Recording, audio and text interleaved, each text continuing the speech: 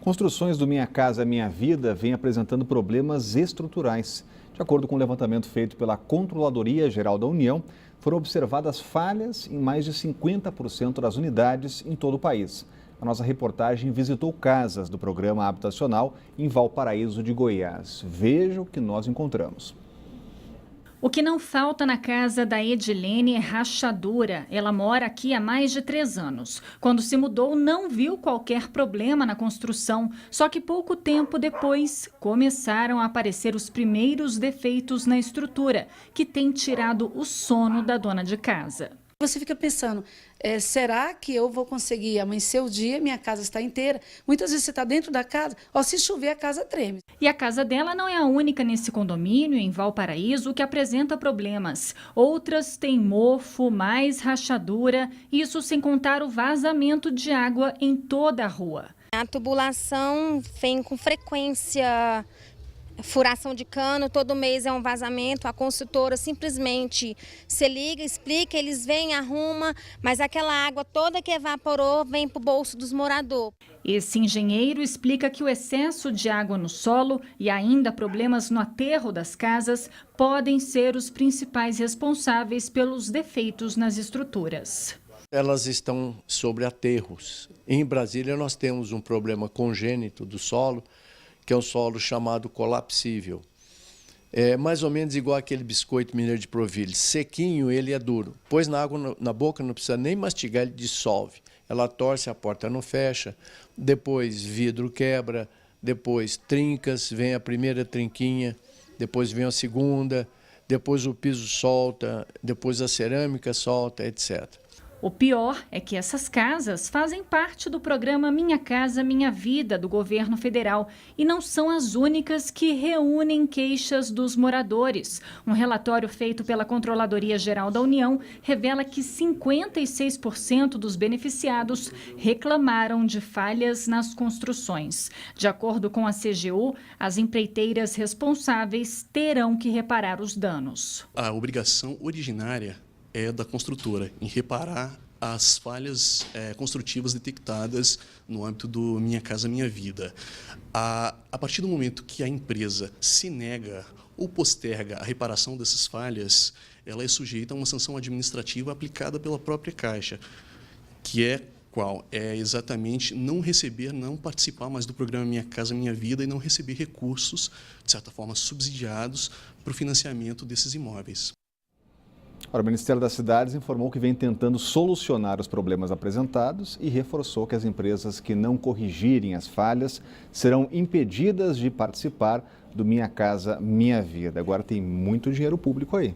Tem. Então, o programa é muito bom, é um programa que tem proporcionado exatamente isso, o acesso à casa própria de tantos brasileiros, né? Milhares, dezenas, centenas de milhares de brasileiros. Agora, o que é lamentável é que o setor privado é que é responsável por isso, né? O governo fez a parte dele, disponibilizou recursos, crédito, e eles, quando constroem, e a estatística é absolutamente chocante, né? Metade das construções do Minha Casa Minha Vida é feita com material vagabundo, é feito com displicência, com absoluto desleixo, né? E o governo, a responsabilidade do governo é a falta de fiscalização, que é preciso verificar, porque isso fica aparecendo em alguns casos aí, aquelas construções do Sérgio Naia. Lembra aquele prédio que desabou no Rio de Janeiro? Pois é uma coisa que lembra muito a má qualidade evidente, né, dos produtos utilizados na construção do Minha Casa Minha Vida. O governo tem muito a ver com isso por falta de fiscalização. Mas que vergonha, senhores construtores daqui de Brasília, que vergonha, não é? Tratarem dessa maneira a construção do Minha Casa Minha Vida, porque são famílias pobres? E o Procurador-Geral da República deve pedir a anulação dos benefícios concedidos em delação premiada aos executivos da JBS, entre eles Joesley Batista, o que abre caminho para outro pedido, o de prisão do empresário. Vamos ao vivo com a Renata Dourado, continua acompanhando as investigações. Será que hoje encerra esse trabalho investigativo, Renata? Pois é, Rodrigo, é difícil a gente falar, né? Mas há sim, claro, essa expectativa, a expectativa grande com relação aos próximos capítulos aí. Ontem, no depoimento, Joesley Batista tentou diminuir o estrago causado por aquela gravação, a conversa entre ele e Ricardo Saldi. A gente lembra aqui que os dois estavam tomando uísque, conversando, não sabiam que estavam sendo gravados, né? E essa gravação, de acordo com as informações, eles mesmos entregaram para a Procuradoria-Geral da República. Então, ele disse que acreditar no que os dois falaram é o mesmo que acreditar em conversa de bêbado, ou seja, que eles estavam ali falando abobrinha, que não dá para levar em consideração o que eles falaram. Então, o que a Procuradoria-Geral da República está investigando? Se houve omissão. Por quê? Porque quando é firmado, homologado um acordo de delação premiada, o delator se compromete a falar absolutamente tudo o que sabe, apresentar todas as provas. Se isso não acontecer, se descobrir que ele omitiu, que não apresentou todas as provas, que não falou tudo que sabia, então essa homologação ela pode ser cancelada, que é exatamente isso que o Procurador-Geral da República tende a fazer. Além do que também está sendo investigado se houve realmente aquela ajuda de um outro procurador, Marcelo Miller, que era braço direito do Procurador-Geral da República, Rodrigo Janot, e que posteriormente saiu da Procuradoria-Geral da República, foi trabalhar no escritório, que teria ajudado os dois, na verdade, Joesley Batista e o grupo aí de delatores, a firmar essa delação premiada, né? Então, tudo isso está sendo investigado, mas é claro que se no entendimento do Procurador-Geral da República houve omissão, houve alguma irregularidade, aí sim há um grande risco, obviamente, dessa delação ser cancelada e do procurador pedir a prisão de Joesley, do grupo também, e aí isso vai parar nas mãos do ministro Edson Fachin, do ministro e relator da Lava Jato no Supremo Tribunal Federal, Edson Fachin. Ontem um dia foi longo, foram mais de 10 horas de depoimentos prestados por Joesley Batista e outras duas pessoas aqui na sede da Procuradoria-Geral da República. Nossa equipe acompanhou, nós temos a reportagem, vamos ver. Os delatores desembarcaram no aeroporto de Brasília pouco depois das 9h30 da manhã. Seguiram direto para a sede da Procuradoria-Geral da República, onde foram ouvidos por 5 integrantes da Força Tarefa da Lava Jato. O primeiro a falar foi o diretor jurídico do Grupo JBS, Francisco de Assis. Depois foi a vez do empresário Joesley Batista, dono da empresa. E, por último, Ricardo Saldi, ex-diretor da JBS. Os delatores negaram qualquer tentativa de omitir informações. Disseram que não receberam nenhuma orientação de Marcelo Miller para negociar um acordo de delação premiada, nem para gravar a conversa com o presidente Michel Temer. Em sua defesa, os delatores alegaram que fizeram considerações genéricas sobre os ministros do Supremo e que não possuem nenhuma informação comprometedora sobre os magistrados. Joesley e Saldi também assumiram que teriam mentido na conversa gravada e entregue à Procuradoria. O acordo de delação premiada pode ser revisto porque os colaboradores teriam cometido omissões graves, declaradas em uma conversa entre Joesley e Saldi, que falam como se não soubessem que o gravador estava ligado. A conversa foi gravada no dia 17 de março, época em que a delação estava sendo negociada.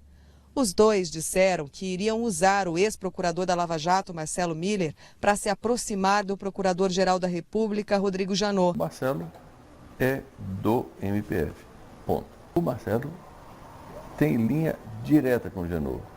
Quando eu falo Janot, é Janot, Pelela, é tudo a mesma coisa. MPF, Ricardo, nós somos joia da coroa deles. O Marcelo já descobriu e já falou pro Janot. O Janot, nós temos o pessoal que vai dar todas as provas que nós precisamos. Em outro trecho, Joesley e Saldi contam vantagens sobre a aproximação com o Ministério Público. Nós somos do serviço, né? Vai acabar virando amigo desse Ministério Público, você vai ver. Nós vai virar amigo desse Janot, nós vai virar funcionário desse Janot. Nós vai falar a língua deles. Você quer conquistar o Marcelo? Você já achou o jeito. É só começar a chamar esse povo de bandido. Esses vagabundos bandidos, assim. Começa a chamar esse povo de bandido e fala, não, agora você é do nosso lado. O que a gente vê pelo caminho, Cláudio Humberto, é o fim da linha aí de Joesley e de executivos da JBS. Exatamente. Olha, há diversas afirmações durante essas gravações constrangedoras para todo mundo, né? Por exemplo, em algum ponto da conversa, eles falam do desejo de Marcelo Miller, que era o braço direito de Janot, de levar Janot, depois que ele saísse da PGR, para virar advogado do mesmo escritório de advocacia que defende Joesley Batista. É muita ousadia dessa gente, né? Eles tratam de ministros do Supremo Tribunal Federal, falam até das suas vidas íntimas. É um escândalo absoluto, né? E no final, assim, você ouvindo as gravações, você percebe qual era o plano de Joesley e seus cúmplices. O plano era se livrar prioritariamente, tudo isso foi para se livrar de 5 investigações muito cabeludas contra ele no âmbito do Ministério Público Federal e da Polícia Federal. O acordo de delação o blindava não só o Joesley como seus cúmplices dessas acusações todas que estavam sendo investigadas. E depois disso, delatar todo mundo, destruir os 3 poderes da República, promover uma grande desestabilização político-institucional no Brasil e vazar do país e sair do país. Eles dizem isso claramente. Eu quero, depois disso tudo, dar um tchau e nunca mais voltar aqui. A prisão é iminente a prisão de Joesley Batista e seus cúmplices por vários fatores. Principalmente porque eles têm passaporte. Principalmente porque são muito ricos, poderosos. Eles têm jatões, aviões que podem levá-los aonde eles querem, onde eles quiserem, e o destino que pretenderem, né? E bem longe do Brasil. É por isso, entre outras razões, também do iminente pedido de prisão de Joesley Batista e a sua turma. No racionamento, as regiões que ficam sem água hoje são Asa Sul e Norte, Noroeste, Vila Planalto e Itapuã, e os condomínios Entre Lagos, Novo Horizonte e Lafon. Há moradores também de Santa Maria, DVO, Vicente Pires, Colônia Agrícola Samambaia, Vila São José e Jockey também entram no rodízio desta sexta-feira. O racionamento atinge ainda os bairros São José, São Francisco, Morro da Cruz e Residencial Vitória 1 e 2 e São Sebastião, além dos setores habitacionais Contagem e Boa Vista, em Sobradinho. E a seguir, mais um trecho do Minha Brasília com o chefe Jacan, o Band Cidade. Volta já!